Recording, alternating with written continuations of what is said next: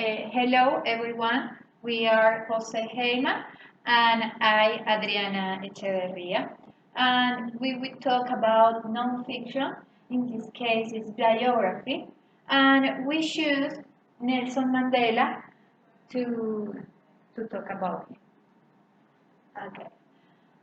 Who was Nelson Mandela? Mandela was born on July 18, 1980, and he died on December 5th, 2013, at 95 years old. And he was born into an aristocratic family in the Eastern Cape in South Africa.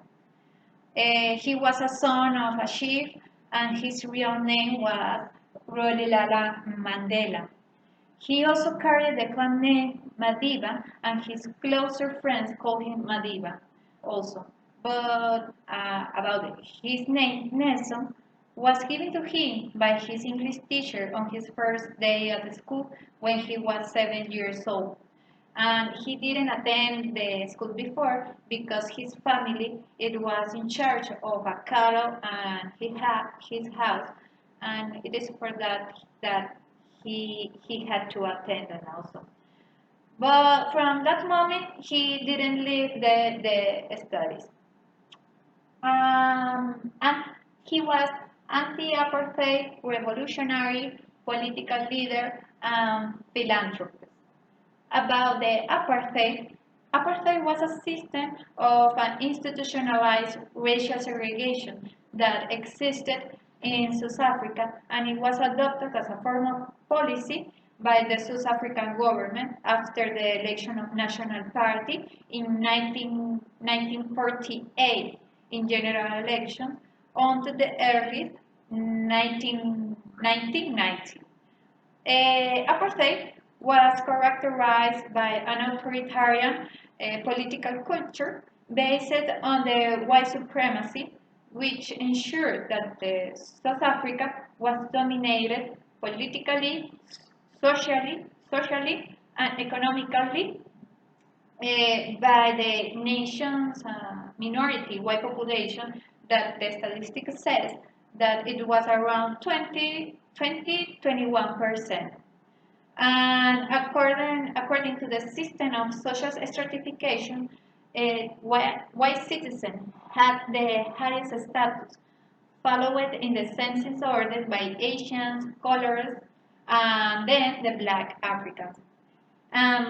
Basically, this system of racial segregation consisted in the creation of separate places, residential or to studies or recreational, residential or to study for different racial groups, and in the exclusive power of the white race to vote, and in the prohibition of marriage or even in the sexual relation between blacks and whites.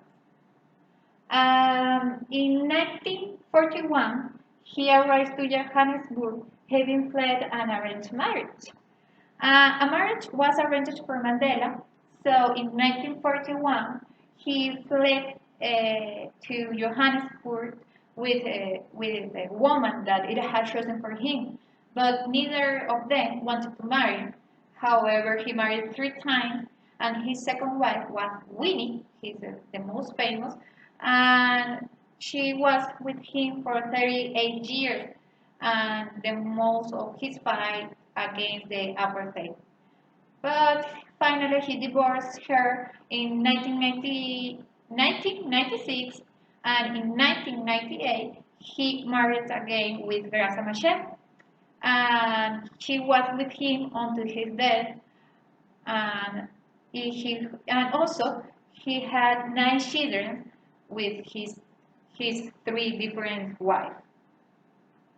Um, in okay, in Johannesburg, in Johannesburg, he started to work and graduate from law school in 1942, combining his first advocacy work in legal study.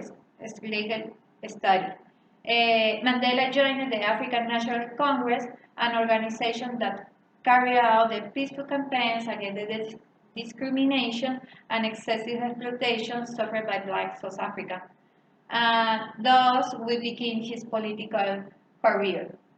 In 1944, he joined the African National Congress when he co-founded its Job League. In 1943, 1944, he founded this Job League, and he organized numerous protests against the numerous racial segregation through strikes and other non-violent protests, and his name began to be heard more and more. For its part, the government repressed with this protest with blood and violence, and that was when Mandela resorted, to arm the struggle. In 1962, he was arrested and charged with conspiracy overthrow the government, for which he was sentenced to live in imprisonment. He was awarded the Nobel Peace Prize in 1993. So, this is because in 1990, the president of that moment, Frederick de Klerk, released Nelson Mandela, who was already in that moment 71 years old, and together they negotiate and repel the apartheid. That is why that in 1993 they were both awarded the Nobel Peace Prize. And in fact, Frederick de Klerk, a white person, was his vice president when Mandela was president in 1994. Mandela was the first black president, head of state, and the first elected in a fully representative democratic election in 1994. Okay, yeah.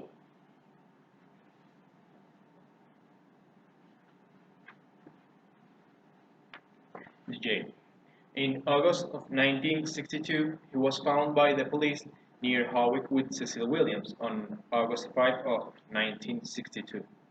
And according to some sources, the journalist G.R. Naidu and the CIA were the ones who had informed the police about the location of Nelson Mandela.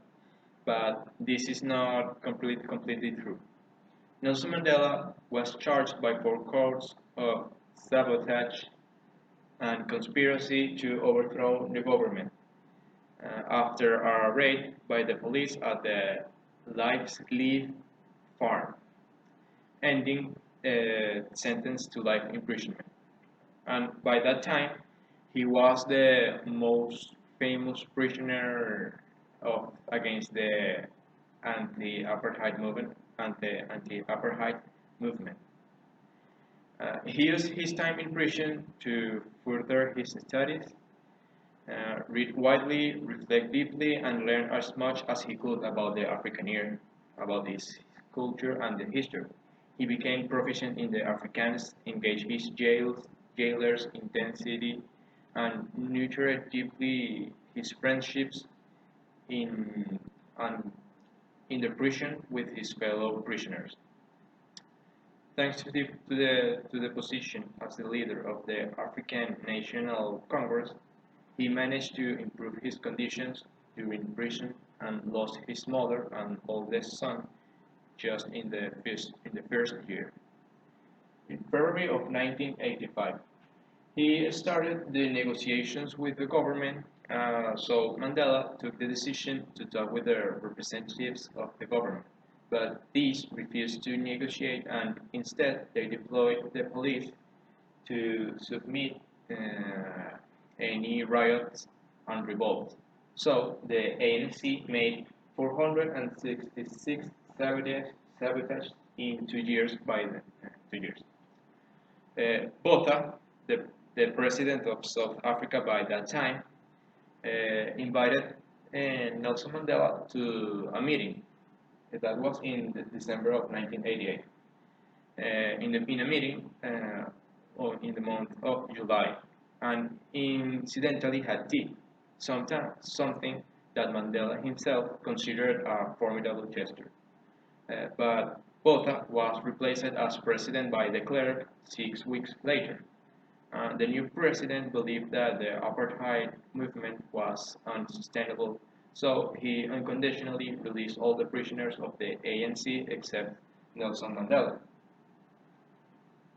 Uh, Mandela then he was released of the prison on February 11th of 1999, and in that small period he finally finished his studies.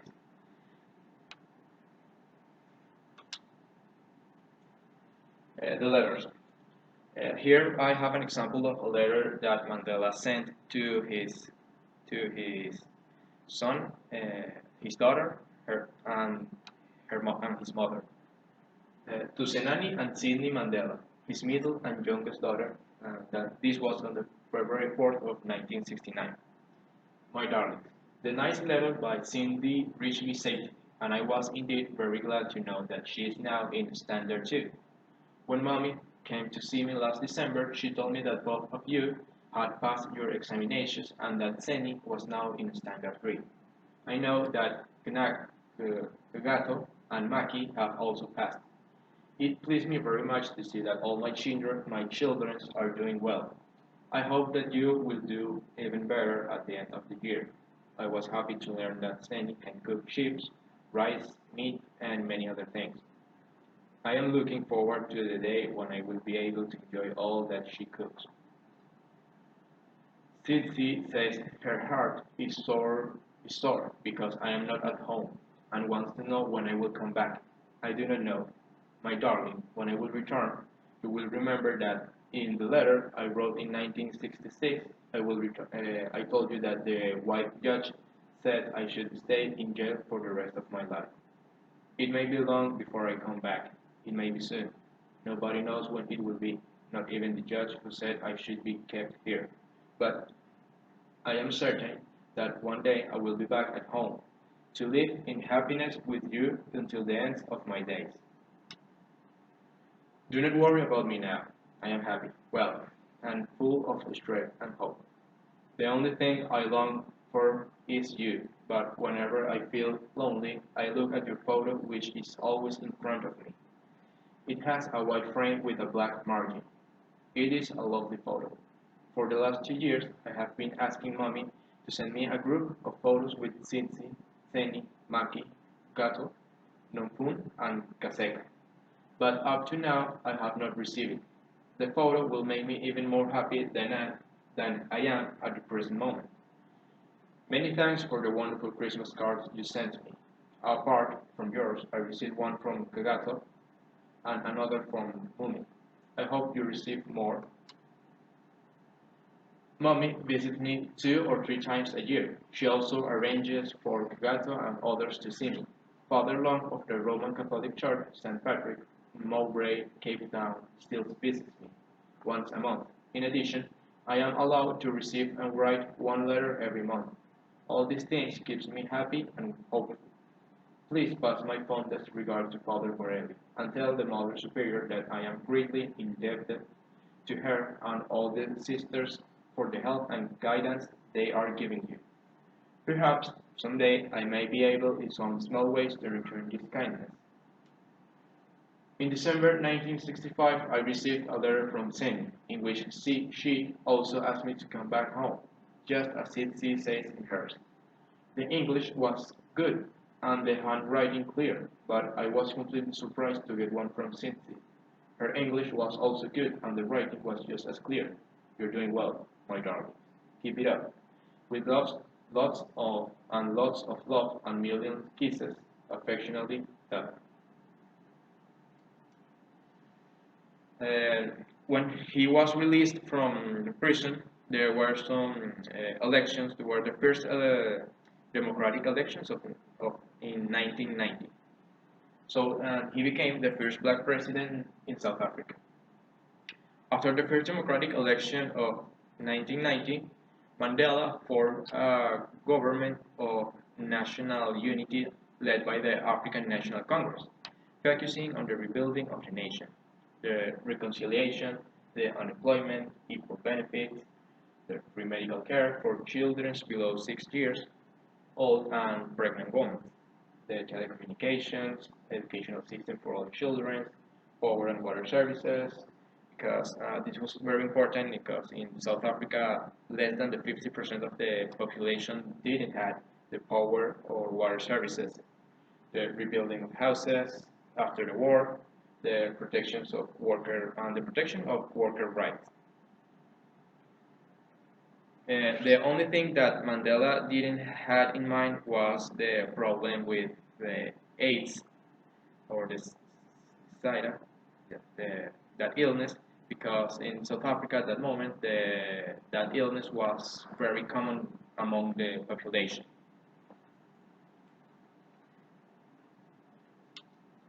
The elements of nonfiction. The purpose is to inform because it's a biography. The motivation was that he was an emblem of the fighting against the racism and social inequality. And the bias is that besides Mandela was against the social inequality, he supported the South African border war with Cuba and the Union of the Soviet Socialist Republic.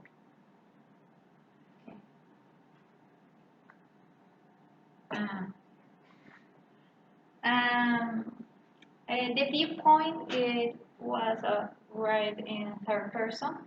And the credibility, he persuaded that democracy was in their interest for the black majority of them, and to show that they would be safe without the apartheid. In reliability, it was real fact we can could see in protest documentaries. And in craft, it was by text, news, and videos. And well, the in real fact, the black population that was the 80% of South Africa, so didn't have the resources to learn to read or to write or to be able to work for decent or better paid jobs. And those who did access to education were not the same level as those of the white for those reasons. Mandela fought for racial equality. So thank you for watching us. This was the non-fiction biography of Nelson Mandela.